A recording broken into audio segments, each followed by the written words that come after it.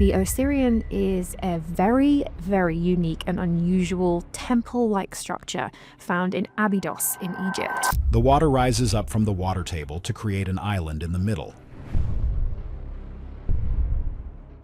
which perhaps is why it is given the name the Osirion. There is much later evidence of activity at this site, but the core of the building tells a much older story. This is officially dated to the time of Seti I, which would have been completely roofed over, thousands of tons of stone in this whole construction, and it really is something to behold. In 1902, a famous researcher named Margaret Murray was digging behind the temple of Seti I at Abydos. Her team was working in the heat when they suddenly broke through into a deep darkness. The smell was the first thing they noticed.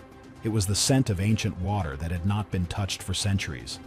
It carried the weight of something that should not exist in the middle of the desert. As their light swept across massive granite walls rising from black water, the voices of the workers stopped completely. No one spoke, because what they were looking at was not supposed to be there at all. No surface features had marked its location. No records described its existence in the royal archives. For hundreds, possibly thousands of years, this huge structure had remained buried and invisible to the world. Beneath 50 feet of Egyptian sand, completely underwater in groundwater, sat a stone monument so massive and so impossibly built that it broke every rule archaeologists thought they understood about ancient Egypt. This is the Osirion, and what scientists found beneath the sands of Abydos has never been explained in a way that makes sense. Things get even crazier when looking at how these blocks were actually moved and placed. The Osirion is built from granite and limestone blocks that weigh over 100 tons each. To give a better idea of that size, that is like 16 African elephants or 50 cars crushed into a single stone. Someone had to dig these blocks out of mountains at Aswan, which is over 120 miles to the south. They had to drag them across the burning desert and position them with such precision that the gaps between them remain tiny, even after thousands of years underwater. The central hall alone measures about 98 feet long and 65 feet wide. Some individual blocks stretch over 16 feet in length. Officially, the people who study Egypt say Pharaoh Seti I built this around 1290 years before the Common Era. But here is the catch that changes everything. The temple of Seti I sits directly above the Osirion. That temple is one of the most beautifully decorated buildings in all of Egypt. It has very detailed writing, delicate pillars, and complex art programs that show the absolute best work of that time. It is famous for its king lists, which are long records of pharaohs carved into the walls. The carvings there are considered some of the finest ever made. Now, look at the Osirion again. It has massive blocks, almost no decoration, and a very simple and heavy look. There is no writing explaining its purpose, and no sign saying it belongs to Seti or any other pharaoh. There is nothing connecting it to the fancy temple just a few feet away. Basically, the way the stone is cut tells a story that the history books choose to ignore. It is very hard to believe that the same pharaoh built two structures at the exact same time that look like they come from completely different worlds. Dr. Robert Schoch, a geologist from Boston University, examined the wear and tear patterns on the stones. What he found made him question everything he thought he knew about the history of Egypt. The damage from water on those granite blocks does not look like it happened to a building that is only 3,300 years old. The water damage is far too deep. The weathering is too bad. It looks much, much older than the temple sitting on top of it. There are only so many ways to build with stone, but this feels like something else entirely. In some cases, the way the blocks are shaped is very similar to techniques found in other mysterious sites around the world. These sites use massive stones with small openings and no easy way to see how they were put together. If the official story is true, then Seti I must have used a very strange plan. The official guess is that he used a style meant to look old on purpose.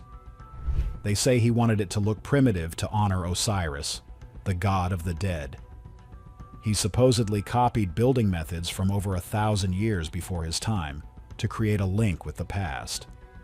It has been missing for years, but this key detail about the water levels can shock the system. Asking people to believe that a pharaoh threw a costume party for a building is a big stretch.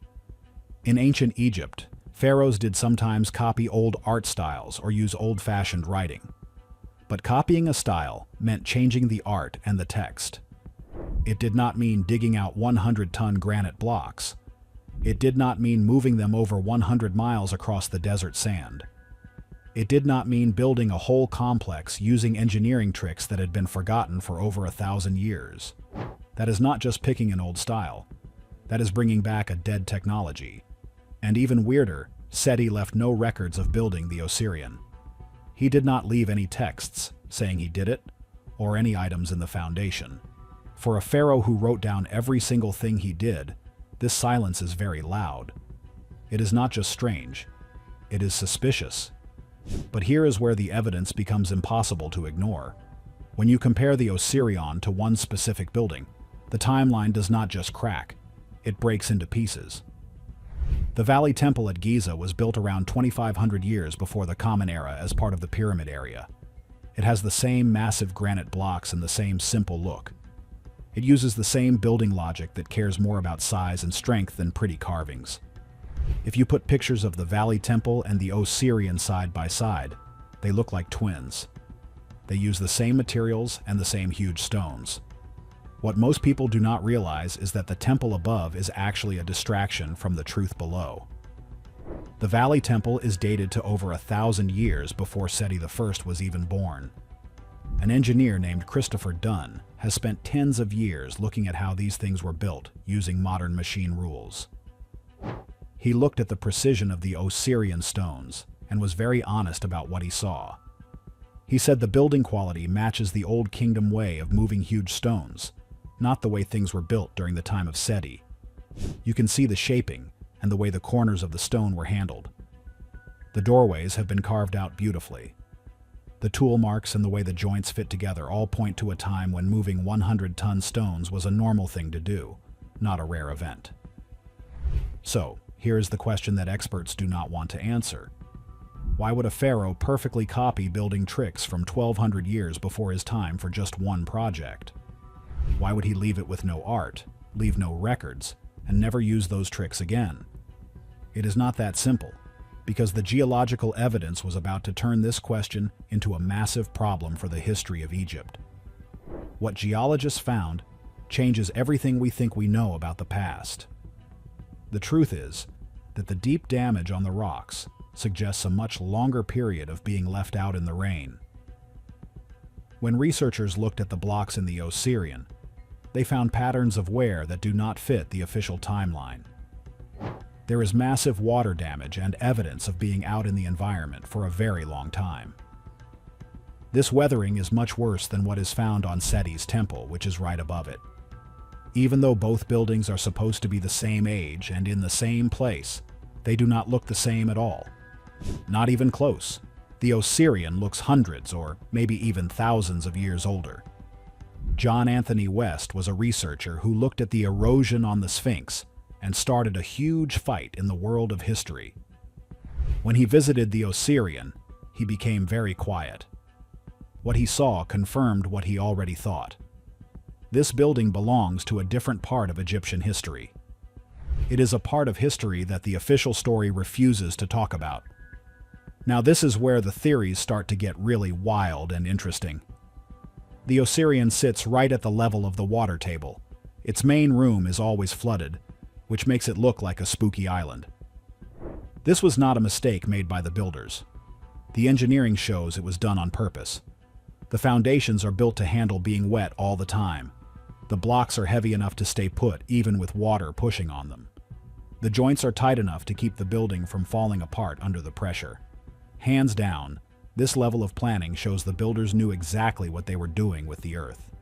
Someone built a huge stone structure to stay underwater forever. They understood exactly where the groundwater was. They built foundations that would not rot or break in the water. They made a building meant to last for thousands of years while being submerged. Why would anyone do that unless they knew something we have forgotten? Some people think the flooded room was not just for show. Sound travels very differently in stone rooms filled with water. The way noise bounces around changes and some frequencies get much louder. Was the Osirian built to create special sound effects during old rituals? Was it some kind of machine? Ancient stories say the world began when a small mound of earth rose out of the messy waters of chaos. The Osirian looks exactly like that story. It is an island rising from dark water. It is a physical version of the beginning of time. But was this just a symbol, or were the builders trying to show us something even older? The way it was built is much more like the time when the pyramids were made. That was when the builders were at their best. After that time, the ability to move stones weighing 200 tons seemed to vanish. Later groups built pretty temples, but they did not use giant blocks anymore. That knowledge was lost to time. So, here is the deal. We are being asked to believe something that does not make any sense. They want us to believe that in the middle of a later time, Seti suddenly figured out how to use these old methods.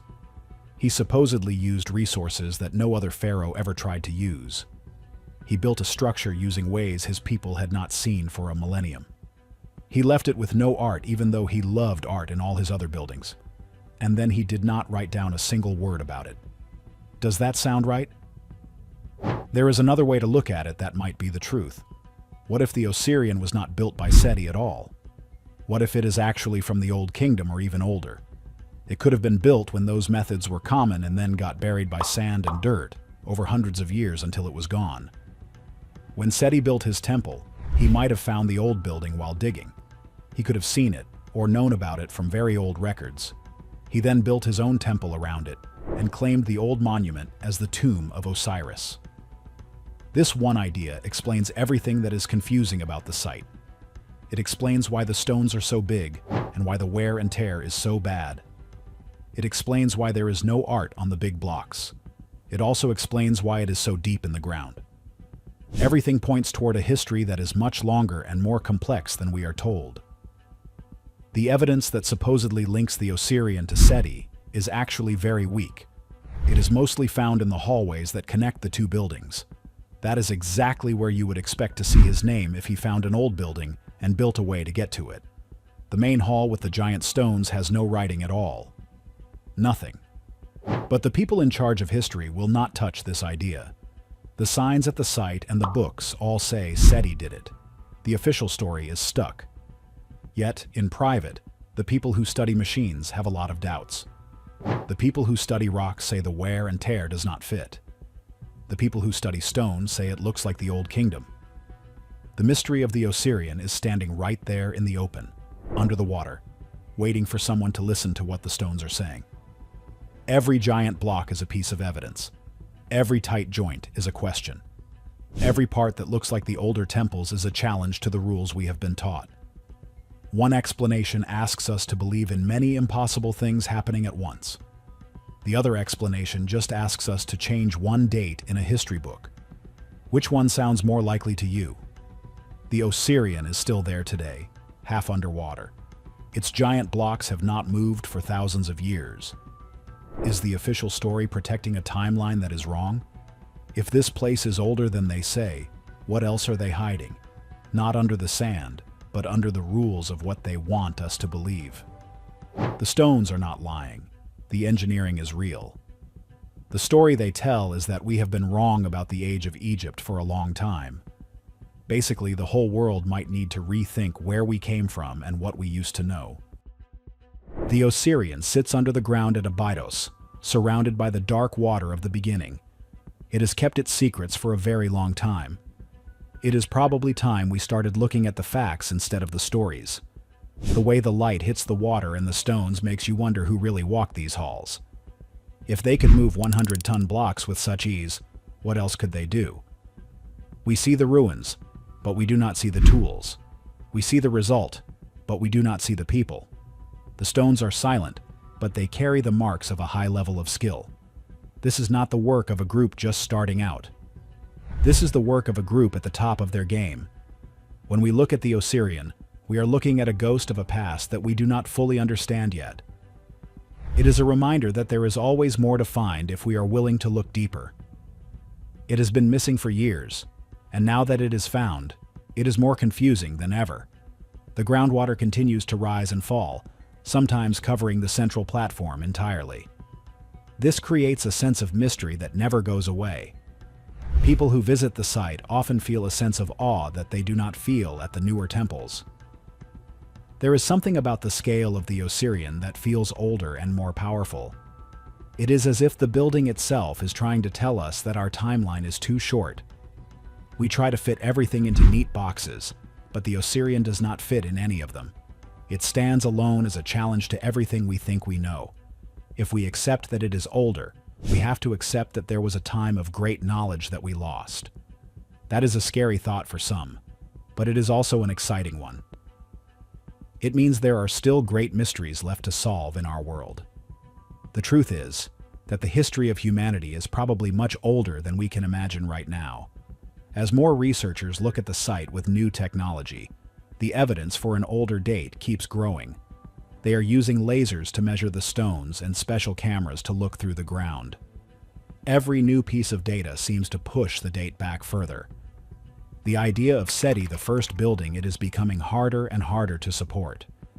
It is likely that in the future, the history books will have to change. They will have to admit that the Osirian is a relic from a lost age. Until then, the stones will wait in the dark water. They have all the time in the world. They have seen empires rise and fall, and they will likely see many more. The Osirian is a bridge to a past that we are only just starting to remember. Things get even crazier when you realize that this is just one site among many. There are other places in Egypt and around the world that show the same kind of impossible building. From the giant stones of Baalbek to the walls of Peru, the story is the same. Massive stones, perfect fits, and no clear way to explain how it was done. The Osirian is a key part of this global puzzle. It shows that the people of the ancient world were much more capable than we give them credit for. They were not just primitive people with copper tools. They were masters of stone and water. They built for the ages, and their work has lasted longer than any modern building ever will. We owe it to them to find out the true story of their lives and their work. The truth is that the more we learn, the less we seem to know for sure. This is the beauty of archaeology and the study of the past. It is a constant search for the truth. But what if the truth is something so radical that the mainstream scientific community is literally incapable of acknowledging it? The Osirian is one of the best places to see this search in action, because it doesn't just suggest a gap in our knowledge. It screams that our entire timeline of human civilization is a carefully constructed fiction. It is a site that forces us to ask the hard questions that tenure-track professors avoid at all costs. It makes us look at the evidence with fresh eyes, and when you do, you realize that the Osirian might not be a temple at all, but a piece of heavy machinery from a lost global epoch. It reminds us that the world is full of wonder and mystery, and perhaps a few lingering echoes of a precursor race that didn't just inhabit the Nile Valley, but engineered it. So, as we look at the massive granite blocks in the dark water, let us keep an open mind. Let us be willing to follow the evidence wherever it leads, even if it leads us to a history that is completely different from what we were taught in school. A history where the Osirian wasn't built for a pharaoh, but discovered by one who was just as baffled by its origin as we are today. The stones are waiting for us to figure it out, and they've been waiting far longer than the 3,000 years the textbooks claim. Hands down, this is the most important site for anyone who wants to know the real story of Egypt. Mainly because the real story likely involves technologies that we are only now beginning to understand. It is not just a tomb or a temple. It is a message from the past, possibly even a biological or geological reset button left by a civilization that knew a cataclysm was coming. Consider the location. It is built at a depth that predates the current Nile level by millennia. Some wild theories suggest that the Osirian was actually part of a global subterranean network, a series of pressurized chambers designed to survive a crustal displacement or a massive solar flare event. It is a sign that we have forgotten a big part of our story, specifically the part where humanity reached a technological peak before falling into a dark age of amnesia. The Osirian is a call to remember. It is a call to look beneath the surface and find the truth that has been hidden for so long behind the veil of ritualistic purposes. As the water ripples around the central island, The secrets of the Osirian remain just out of reach, but some researchers believe the water itself is part of the mechanism. If the island was designed to be surrounded by water, could it have functioned as a massive acoustic resonator? Is it possible the granite blocks were vibrating at specific frequencies to manipulate the local gravity, or even open a localized rift in space-time? Perhaps the right person is already among us, looking at the same stones and seeing a blueprint for a power plant, where others only see a burial mound. Basically, the journey into the past is just beginning, and it's heading toward a conclusion that might involve the stars. Every year, new discoveries are made that change our view of history, but the Osirian will always be at the center of that change because it defies every conventional dating method. It is too big to ignore and too strange to explain away as a mere cenotaph for Seti I. In fact, the most daring theories suggest that the builders weren't even entirely terrestrial. If you look at the precision of the joinery and the sheer scale of the 100-ton blocks, you have to ask how a Bronze Age society moved them. Unless, of course, they weren't moved with ropes and ramps, but with acoustic levitation or plasma-based cutting tools. The Osirian will continue to haunt the dreams of researchers and the thoughts of anyone who loves a good mystery, because it suggests that we are a species with a suppressed past. The desert holds many secrets, but the Osirian is perhaps the greatest of them all, because it sits there in plain sight, mocking our lack of imagination. It is a monument to a time when humans, or something very like them, did the impossible and built structures meant to last for 50,000 years, not just 5,000. It is a reminder of what we are capable of when we reach for the stars and build with the earth, or perhaps when we were being guided by those who came from the stars themselves. The truth is that the Osirian is a masterpiece of a forgotten age, a pre-diluvian relic that somehow survived the Great Flood that erased the rest of its creator's works. It stands as a testament to the skill and the vision of its builders, who likely used the site as a bridge between the physical and the metaphysical. Some fringe geologists argue that the granite itself, sourced from hundreds of miles away, was chosen for its high quartz content to act as a massive conductor for the Earth's natural telluric currents. If this is true, the Osirian wasn't a place of worship, but a place of transfiguration where the elite of the ancient world could literally recharge their biological systems or communicate across vast distances. Whether they were from the time of Seti or a much earlier time, they created something that has stood the test of time and survived every tectonic shift. They built a structure that still moves us today because it resonates with a cellular memory of a time when the world made sense and we weren't just struggling to survive. They left a mark on the world that will never be erased, a giant X on the map of human history that says, "Look deeper." As we leave the site and look back at the sand, we know that the Osirian will still be there, submerged and silent, guarding its secrets until the end of time, or until we are finally advanced enough to turn the machine back on. Is the Osirian a relic of a lost high-tech civilization, or just a very strange project? Tell us your best theory below. Like and subscribe to uncover more forbidden history.